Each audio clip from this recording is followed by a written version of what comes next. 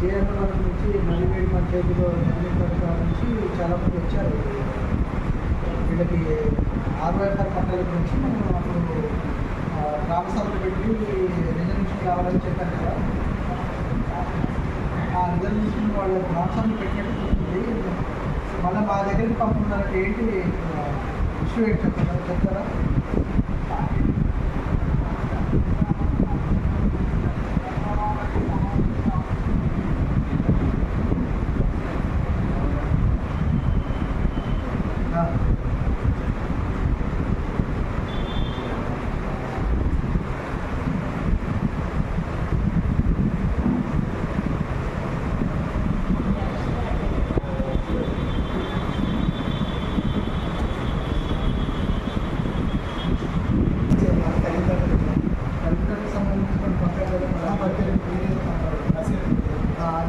కూడా చెప్తారు అక్కడ ఇచ్చారు కదా.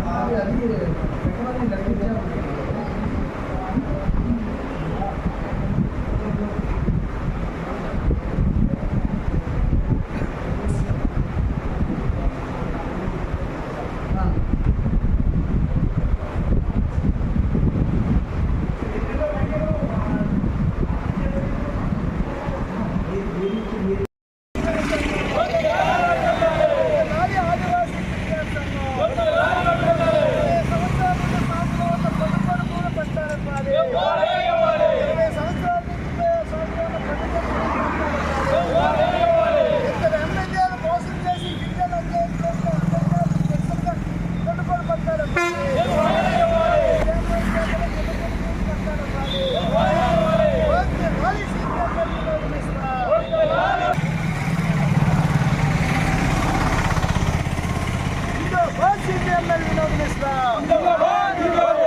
ఆదివాసీ గిరిజన సంఘం సాగులోని పండుగోడు పూల పట్టాలు ఇవ్వాలి.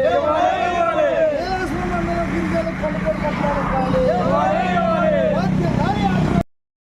President Ganeshwararao, CPML Vinod Mishra organising committee కార్యదర్శి, ఆదివాసీ గిరిజన సంఘం ఏలాసురం మండలం పరింతడక జయన్నవరం గ్రామస్తులు గిరిజనులు ఎవరైతే ఉన్నారో 20 సంవత్సరాల నుండి అక్కడ అడ్డదగ్గల మండలం సరిహద్దులో అయినటువంటి 59 కొత్తూరుపాడు రాజవమ్మింగి రేంజ్ పరిధిలో ఉన్నటువంటి కొండపోడు భూమిని 20 సంవత్సరాల నుండి సాగు చేసుకుంటా ఉన్నారు గిరిజనులు.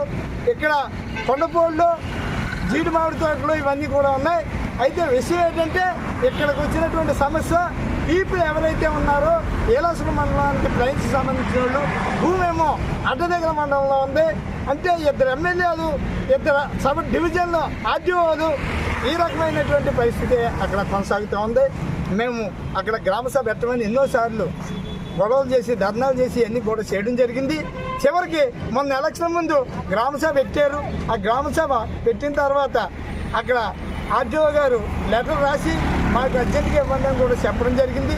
ఇంతవరకు కూడా ఆ గ్రామంలో ఎవరైతే ఈఆర్ఓ గ్రామ సెక్రటరీ గ్రామసభ చేసిన వాళ్ళు ఉన్నారో ఈ గిరిజనుల దగ్గర మేము అంతా చూసుకుంటామని 100 రూపాయలు 200 రూపాయలు వసూలు చేసి ఆ రికార్డు ఎక్కడ మారేసారు ఎంతవరకు తెలియదు. ఇక్కడ ఆర్డీఓ గారి దగ్గరికి వస్తే ఇన్నాళ్ళు ఎందుకు లేట్ అయింది, వాళ్ళు ఎందుకు చేయలేదు, ఆయన ఇప్పుడే ఆయన డీటీ రంపచోడవరం డీటీ గారు ఫోన్ చేసి లెటర్ పెట్టడం జరుగుతుంది. అంటే అధికారులు ఇన్నిసార్లు మేము దందా చేస్తూ ఉంటే ఈ రికార్డులైనా పట్ల మారేసి పట్టించుకోవడం లేదని 20 సంవత్సరాల నుంచి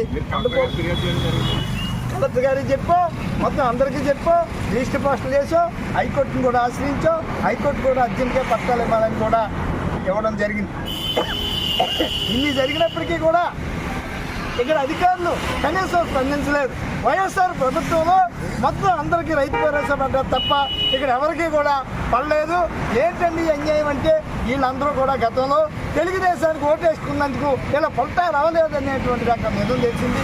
ఇప్పుడైనా తెలుగుదేశం కూటమి ప్రభుత్వం అధికారంలో వచ్చింది, వీళ్ళ ఫలితాల కోసం న్యాయం చేస్తారని మరోసారి మేము ఈ కార్యక్రమాన్ని నిర్వహిస్తూ ఉన్నాం. తప్పనిసరిగా ఈ గిరిజనులకి జరిగినటువంటి అన్యాయాన్ని మీడియా వారు, పత్రిక వారు అందరూ గమనించి వాళ్ళకి న్యాయం జరిపించాలని మిమ్మల్ని అందరినీ కూడా ఈ యొక్క కలెక్టర్, సబ్ కలెక్టర్ గారి మన ఆర్డీఓ గారి కార్యాలయం వద్ద మేము ఈ కార్యక్రమం నిర్వహించడం జరుగుతుంది. వర్ధిల్లాలి ఆదివాసీల గిరిజన సంఘం.